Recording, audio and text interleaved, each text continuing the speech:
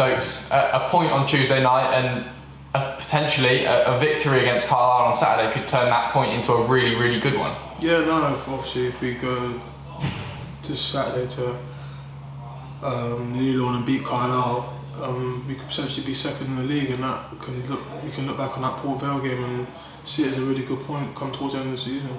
And the manager in his post-match interview on Tuesday said it probably wasn't your best performance, but you got to show respect to Port Vale, and they've beaten some really good teams at their place. So I suppose on that you've got to be happy with it. Yeah, no, obviously Port Vale are a really good team, and obviously the results haven't showed how good they actually are, but they are a good team and probably deserve more points on the board. So we did have to respect their strengths.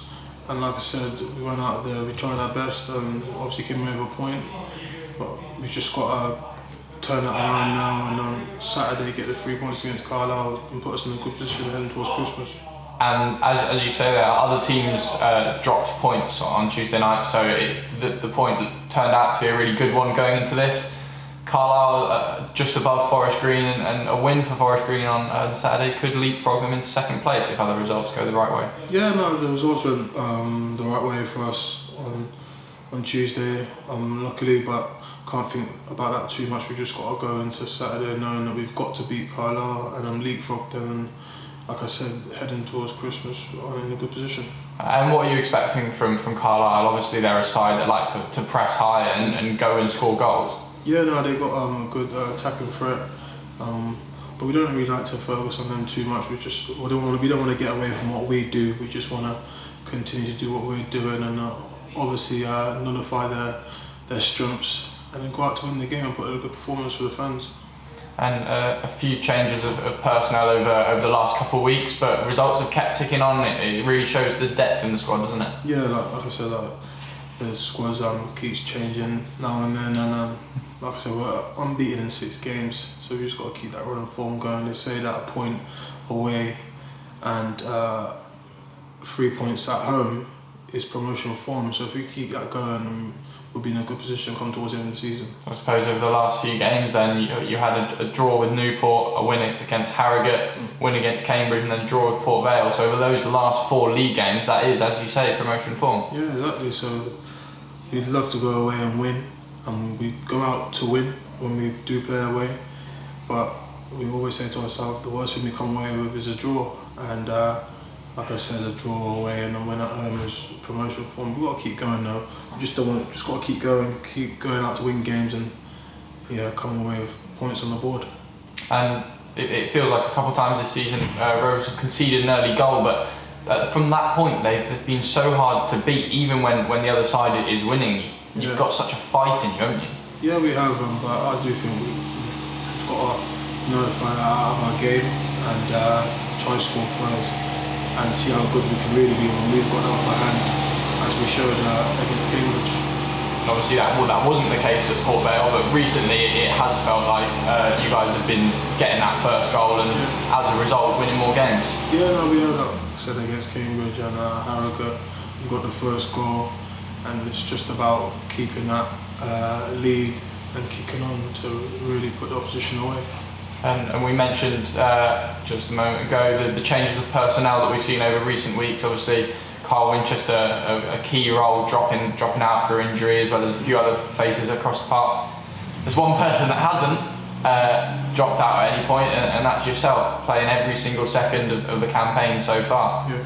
How does that feel to not only have that trust put in you, but to be able to just power through all those minutes? Yeah, well, first and foremost, I'm grateful that I played every single minute. That's credit to the gaffer. Players trusted me and faith in me. I'm really just trying to keep kicking on. I'm enjoying my time here. I'm enjoying playing here. And but yeah, it's been tough. I will admit it's been tough, but it's good. Touch wood, God's willing that I haven't had any injuries, I haven't had any setbacks, and hopefully I can keep going and pray for many more minutes. And back when Forest Green first signed you from Oxford City, the gaffer was really excited about your transfer to the club, and we saw that in flashes during last season when you came in for games and stuff, and although you didn't play every game, you certainly were dominating a lot of the stats. this season we've absolutely seen that, and you're dominating passing stats, dribbling stats, minutes. It's been a fantastic campaign for yourself so far, hasn't it? Yeah, no, like I said, it's been good. I've just got to look at that as positive and use it to really kick on my career. But as for now, like I said, I'm really enjoying it here, and I'm grateful that I'm playing, and long may that continue. I think people often forget your age, just 20 years old still, and so much more to come from you, I'd imagine. Yeah, no, like I said, I've got so much more to give, and I've obviously got so much more to learn. So I've just got to get my head down, keep going, and keep improving day in, day out. And finally, a note on the fans: they'll be back in the ground again on Saturday, because obviously we've been confirmed that Gloucestershire is staying in Tier 2. Yeah. How good was it to have them back for the Cambridge game? Yeah, no, it was brilliant. Like when the stadium announcer said there was 700 people that attended, I was kind of shocked. I said only 700 because it just felt like there was much more. And like the gaffer says, like having fans there is almost like having an extra player. Especially when they're behind you cheering on. So it's good. I can't wait for Saturday. Saturday can't come any sooner. And hopefully we can go out there and put a good display for the fans and come away with 3 points.